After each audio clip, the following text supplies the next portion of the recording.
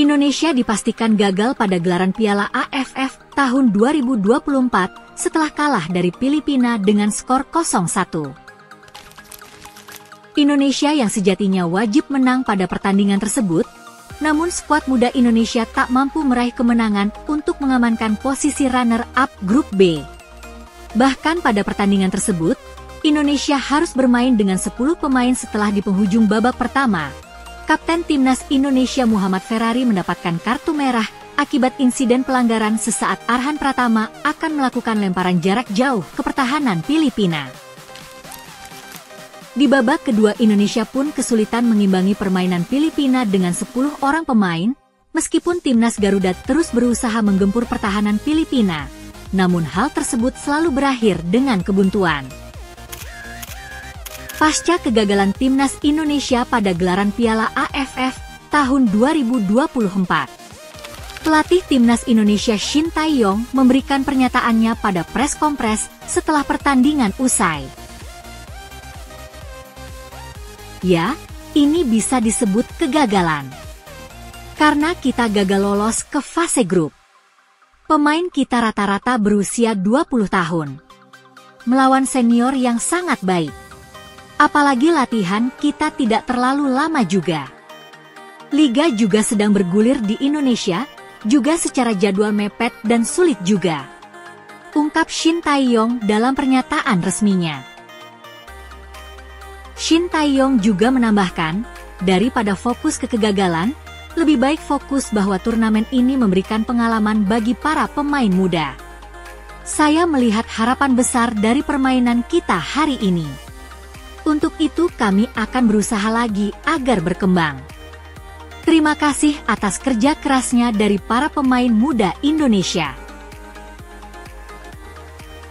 Diketahui, Shin Tae-yong telah 3 kali memimpin Timnas Indonesia di turnamen level ASEAN, yaitu pada Piala AFF 2020 yang terlaksana tahun 2021 dan 2022, plus ASEAN Championship 2024. Dari ketiga ajang ini, edisi pertama mencapai final namun harus kalah dari Thailand di partai puncak. Kesempatan kedua Timnas Indonesia harus kalah dari Vietnam pada partai semifinal dengan agregat 2-0. Dan yang terbaru menjadi pencapaian terburuk Indonesia karena gagal lolos di fase grup.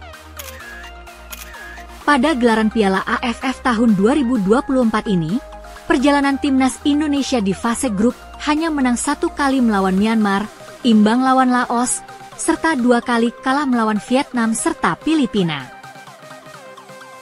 Timnas Indonesia yang turun dengan para pemain muda, tentunya PSSI pun tetap mempunyai target minimal melaju ke semifinal. Namun Ketua PSSI Erick Thohir menyebut, dengan skuad Garuda yang gagal melaju ke semifinal, itu artinya tak bisa mencapai target terbaik. Dari awal, saya ingin di AFF capai hasil terbaik. Jadi, pemain dan pelatih minimal lolos ke semifinal. Jadi di sisi itu tentu PSSI akan lakukan evaluasi, sebut Erick Thohir. Dengan kegagalan Indonesia ini pun tentunya mempengaruhi poin peringkat FIFA.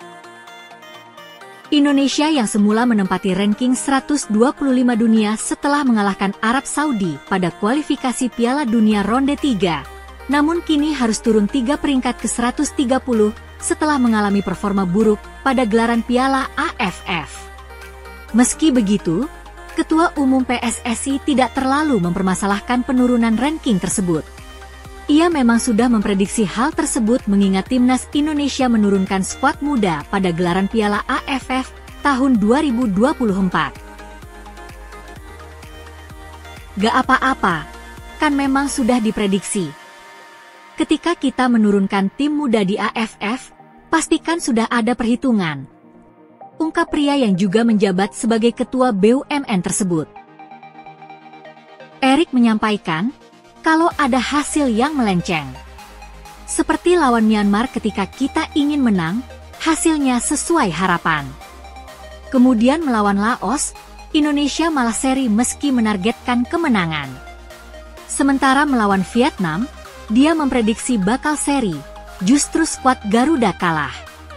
Bahkan di laga terakhir, kita ingin menang melawan Filipina, justru kita kalah. Penurunan ranking ini menurutnya juga tak luput dari lawan-lawan yang dihadapi di Piala AFF 2024. Sebab timnas Indonesia harus berhadapan dengan negara yang menurunkan para pemain senior mereka.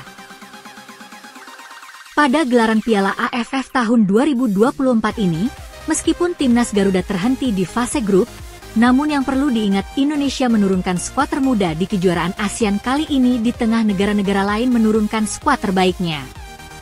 Tentunya hal ini menjadi nilai positif untuk jam terbang pemain masa depan skuad Garuda.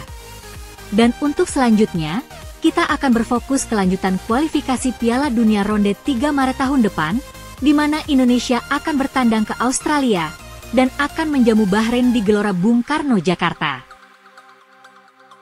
Mari terus mendukung timnas Indonesia untuk meraih mimpi melaju ke Piala Dunia tahun 2026.